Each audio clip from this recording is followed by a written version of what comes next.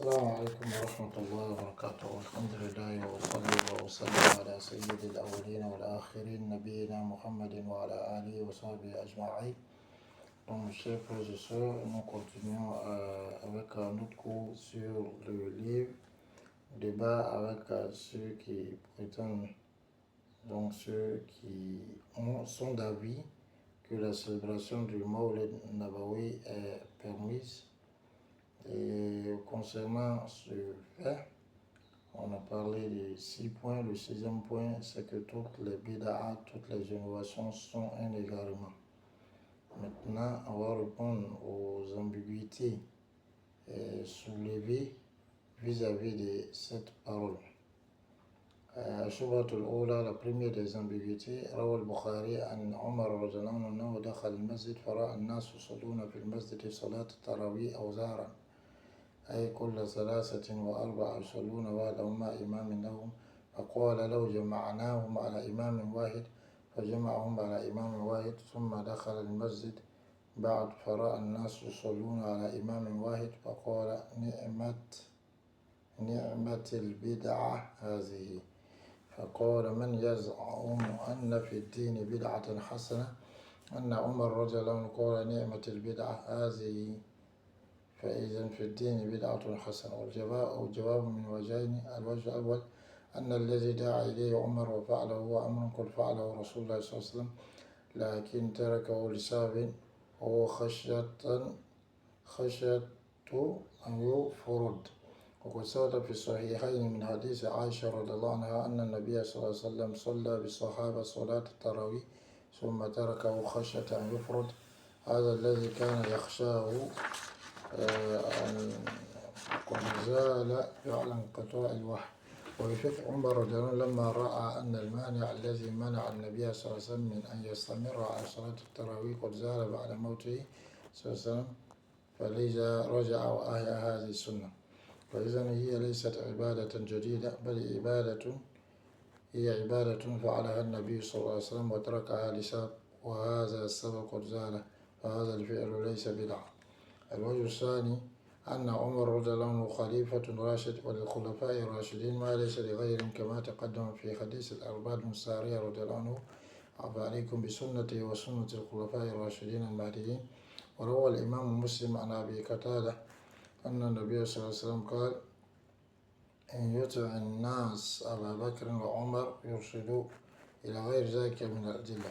فإذا لا يصح أن يظن أن قول عمر رضي الله عنه نعمة البدعة أنها البدعة التي قال عنها النبي صلى الله عليه وسلم فيها كل بدعة ضلالة، فإن عمر نفسه هو القائل وكل ضلالة في النار، ولما ذكر أن كل بدعة ضلالة.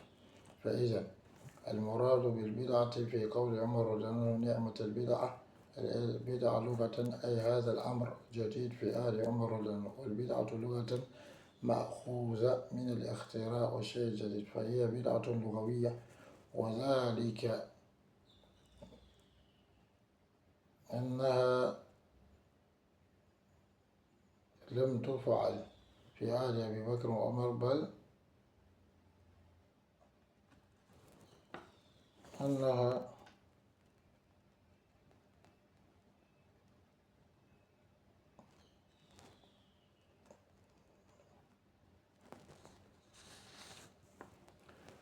نعم. وقد نص شيخ الإسلام ابن تيمية رحمه الله في كتاب الاقتصاد على أن مراد عمر البدعة في اللغة، وذكر مثله الشاطبي في الاعتصام ومراد في كتاب جامع العلوم والحكم. Donc alhamdulillah, ici on répond aux ambiguïtés de ceux dont ils disent qu'il y a une grande bid'a dans le dîn. La première des ambiguïtés, c'est le fait, ce qui est rapporté par Bukhari d'après Omar radhiyallahu, qu'il est rentré dans la mosquée, il a vu les gens dans la mosquée en train d'accomplir la prière tarawih, donc par groupuscule, groupe de 3, de 4, chacun son imam. Et il a dit, si on les avait réunis avec un seul imam, il les a réunis avec un seul imam. Ensuite, donc, comme le hadith l'a montré, c'était Tamim Adari et puis un autre compagnon, donc il s'est relayé pour l'imama. Ensuite, c'est lorsqu'il les a réunis avec un seul imam. Et il est rentré un jour dans la mosquée. Après il est entré à la mosquée, il a vu les gens en train de prier avec un seul imam. Tous les groupes se sont réunis à un seul avec un seul imam et dit quelle bonne innovation celle-là. Alors, ceux qui prétendent qu'il y a dans la religion une bonne innovation, ils disent voilà Omar même qui dit quelle bonne innovation celle-là. Donc, il y a une bonne innovation dans la religion. Alors, on répond à cette ambiguïté de deux façons. Premièrement, ce quoi Omar a appelé et ce qu'il a fait, c'est une affaire que Rasoul même a pratiqué. Mais Rasoul l'a laissé pour une raison qui est qu'il avait peur que ça devienne une obligation pour les gens. Il a été relaté, confirmé dans les deux Sahih Bukhari Muslim, dans le hadith d'Abdullah ibn Omar, Aïcha anha, que le prophète sallallahu alayhi wa sallam a accompli avec les compagnons la prière de Tarawih. Ensuite, il a laissé, il a abandonné, de peur donc que cette prière devienne une obligation pour la communauté. Et ce que le prophète sallallahu alayhi wa sallam craignait, cette inquiétude ou cette peur a été levée après que la révélation soit interrompue. Puisque le Rasul sallallahu alayhi wa sallam n'est plus là, il n'y a plus de révélation, la religion est complète. Et il fait partie de la bonne compréhension de Omar, de la religion, lorsqu'il a vu le fait que lorsqu'il a vu que cet empêchement qui avait cette chose qui avait empêché Rasulullah de continuer à accomplir la prière de Tarawih, donc n'existe plus après la mort de Rasulullah et il est venu et il a revivifié cette sunna. Donc ça veut dire que ce n'est pas une nouvelle adoration, mais c'est une adoration que Rasulullah a faite et qu'il a laissée pour une raison donnée. Maintenant que la raison donc n'existe plus, donc le fait de faire cela n'est pas une bid'a. La deuxième façon de répondre à cette ambiguïté, c'est que Omar même il fait partie des califes orthodoxes guidés, et les califes orthodoxes bien guidés ont des vertus, des qualités que les autres personnes n'ont pas, comme cela est venu de le hadith de Al-Ibad Moussari, lorsque Rasul a dit je vous invite, je vous exhorte, je vous enjoins à vous cramponner à ma sunna, ma tradition et à la tradition des califes orthodoxes bien guidés. Et Omar fait partie de ces califes orthodoxes. De même, il a été rapporté par l'imam muslim, d'après Abu Qatada, que le prophète a dit si les gens suivent Abu Bakr et Omar, ils seront guidés, bien guidés. Et beaucoup d'autres preuves allant dans ce sens.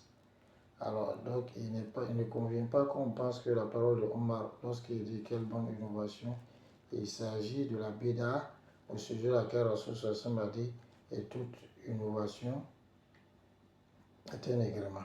Parce que Omar lui-même, c'est celui qui a dit et tout égarement est dans le feu.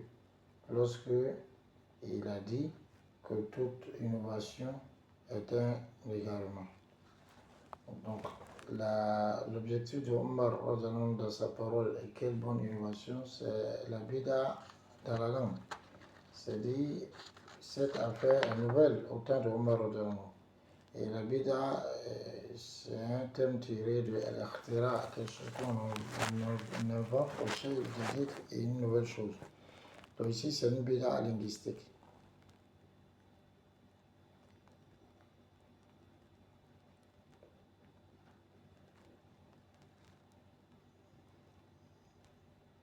Donc, ce n'est pas quelque chose donc, qui a été fait au temps de Abu Bakr ni de Omar, si ce n'est que dans une partie du temps de Omar, après la mort de Rasulullah.